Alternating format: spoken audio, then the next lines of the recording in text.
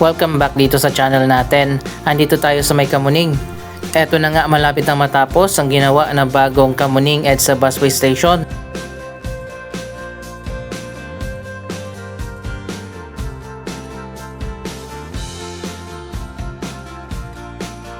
Mabuti pa dito, mabilis yung progress.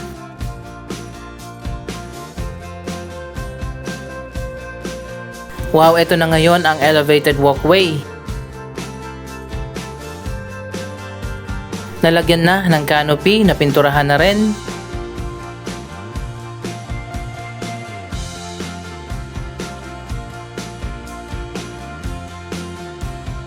Hindi pala siya nilagyan ng glass katulad doon sa SM North at sa Busway Station na pinaggawa ng SM. Ito yung mas tinipid na version.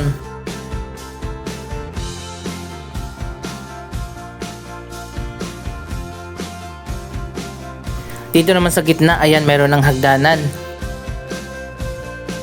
Wow, mabuti naman at nilagyan ng dugtong mula dyan sa kabilang hagdanan papunta doon. Yung mga dadaan dyan, hindi na talaga kailangan pang bumaba at umakyat na naman.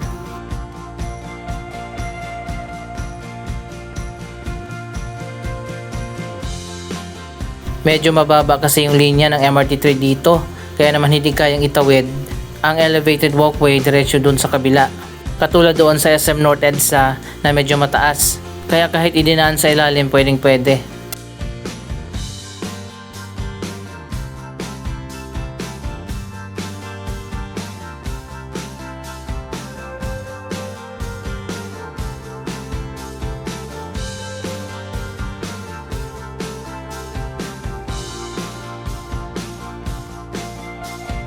Tapos na rin yung mga canopy dyan sa mismong sakayan at babaan.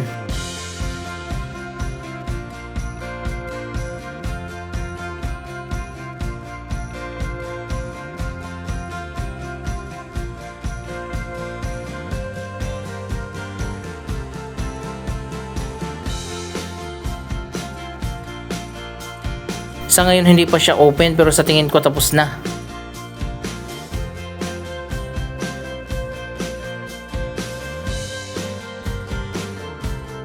At ito na nga, dito sa gilid meron ng elevator.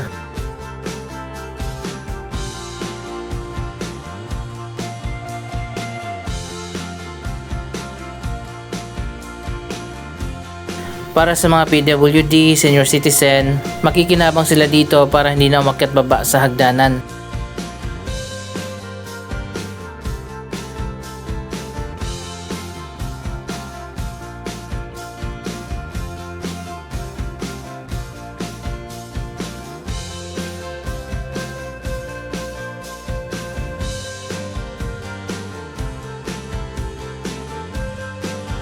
Medyo maliit lang din ang capacity ng elevator, pero at least meron.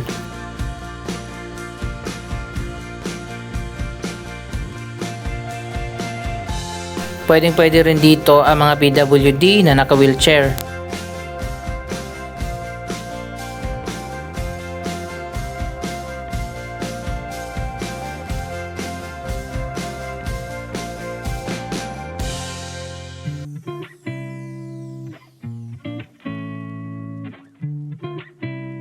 So ayan, nandito na tayo sa kabila. Tapos na nga yung hagdanan dito.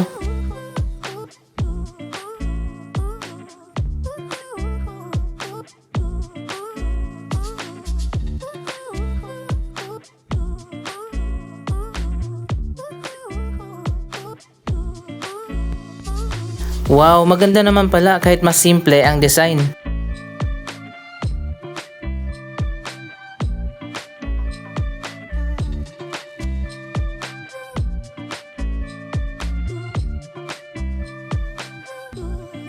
So ayan, tapos na nga ang hagdanan dito, pero may nakaharang pa dito sa baba. Abangan natin ang opening nito.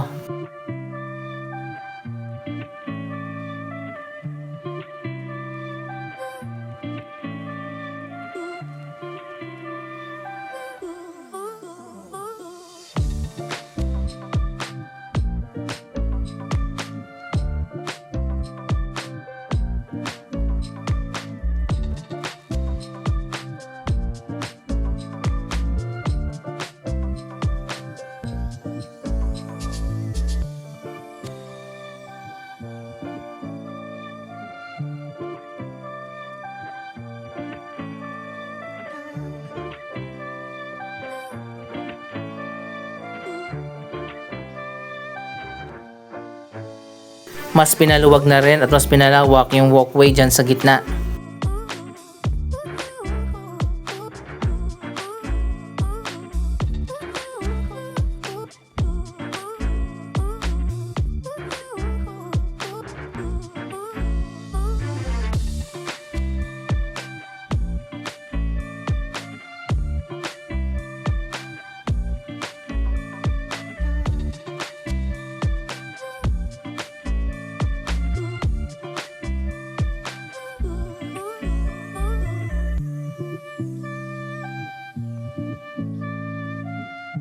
Marami pala talaga yung mga possible commuters dito sa may EDSA Kamuning. Dito kasi bumababa yung mga sumasakay na papunta ng San Jose del Monte, Bulacan. Yung sakayin kasi ng bus nandito lang sa unahan, sa kabilang kanto.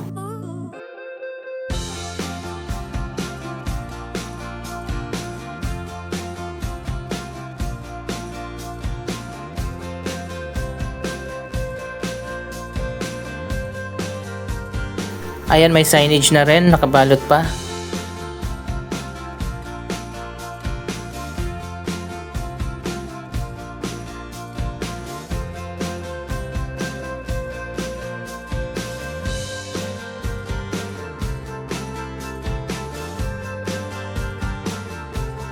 Pwede na rin at least kahit papano na modernize ng konti ang disenyo ng mga EDSA busway station.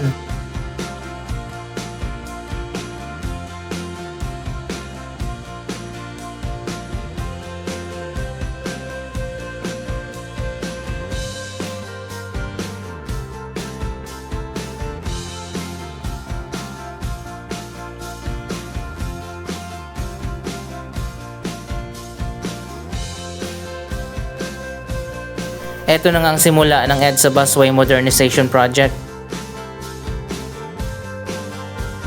Andito naman tayo sa kabilang side. Wow, tapos na rin pala.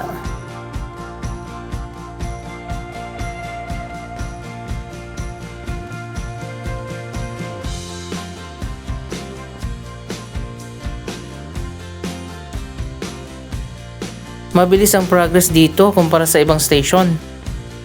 Ang elevator at hagdanan ay nilagay dito sa harap ng Glam Residences ng SMDC. Ang SM kasi ang pumayag na ilagay dito sa harap ng kondo nila, yung hagdanan.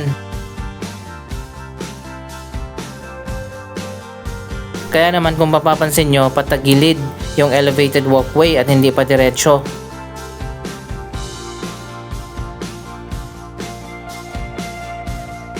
Ayan, meron na rin hagdanan dito at may elevator na. May ramp na rin dito, ang ganda na.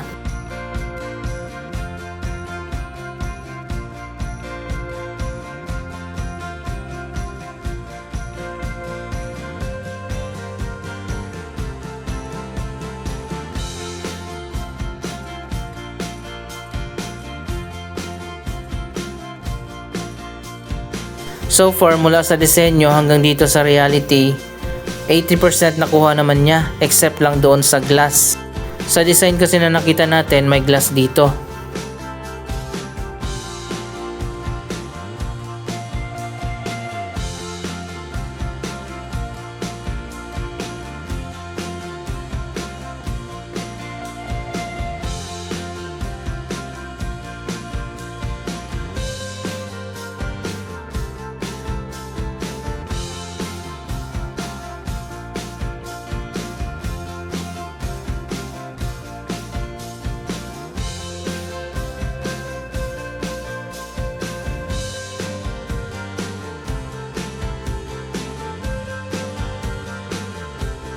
Dito dapat yan maglalanding sa harap ng Victoria Towers. Kaso andito na nga yung kanilang driveway. At meron pang mga malalaking statue dito sa harap ng EDSA. Imbes na padiretso dito, iniliko na lang papunta doon sa SM. At ang SM mismo ang pumayag na doon na lang sa harap ng kondo nila. Plus point din naman yan sa mga resident ng Glam Residences dahil connected mismo sa kanila yung elevated walkway.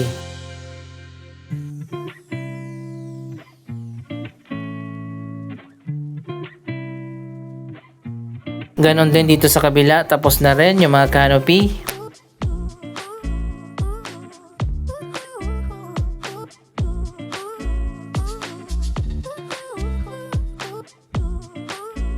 May mga barrier pala dito sa mismong sakayan at babaan.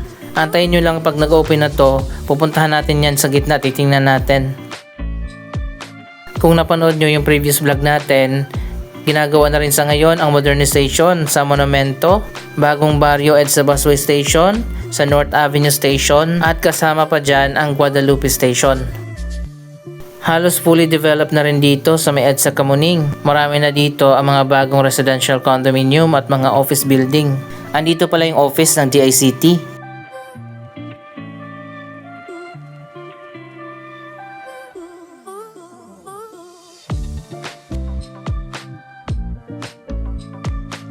Kapag binuksan na pala ang bagong Kamuning EDSA Busway Station, i-demolish na itong notorious na Kamuning Footbridge, also known as Mount Kamuning dahil sobrang taas niyan. Hirap na hirap yung mga tumatawid dyan. Para kang nag-hiking dyan sa bundok. Dyan sa taas umaalog-alog pa, tapos maraming tae. Andito tayo sa likod, tingnan natin yung mga latest na development dito. Ito pala yung likod ng Studio 7, yung condo dun sa harap ng Philinvest.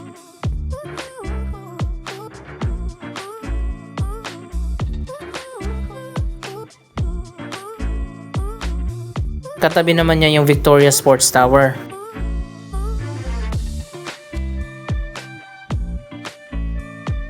At eto na pala, matatapos na ang Glam Residences. Dito pala yung harap ng condo sa may Samar Avenue, hindi doon sa may EDSA.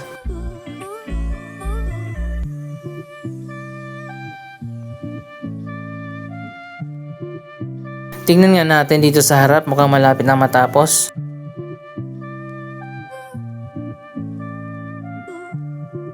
Wow, ang ganda naman ng driveway dito.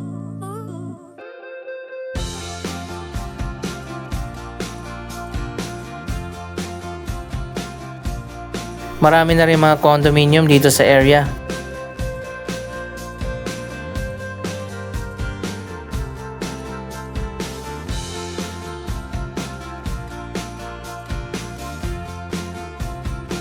Napakaganda rin ang lobby.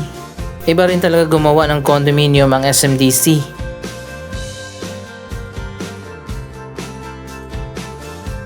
By the way, katabi lang ito ng GMA Network.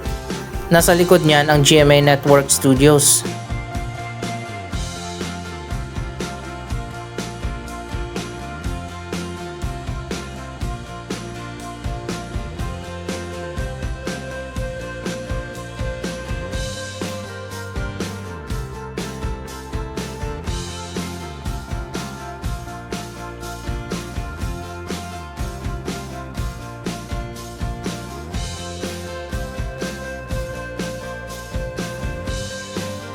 Meron pa palang isang ginagawa ng bagong Victoria Towers condominium dito sa likod ng GMA.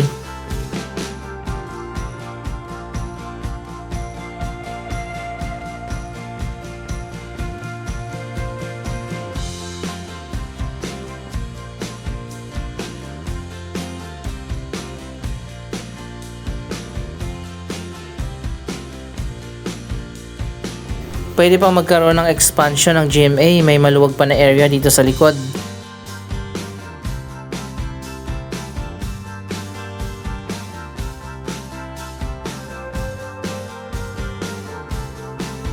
At katabi lang nito yung MRT GMA Kamuning. Mula pala dito sa taas ng station, kitang kita natin binuksan na yung ilaw dito sa kabilang elevated walkway.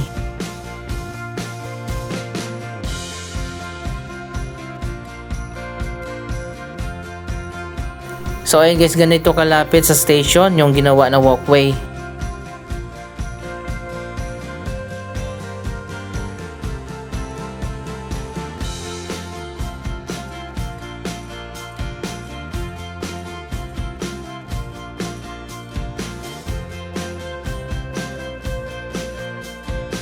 Anong masasabi nyo sa progress ng proyektong ito? Mag-comment lamang dyan sa baba ng inyong mga reaksyon. Maraming salamat sa inyong panonood. Huwag kalimutan na i-like, i-share ang video ito at mag-subscribe. Thank you for watching!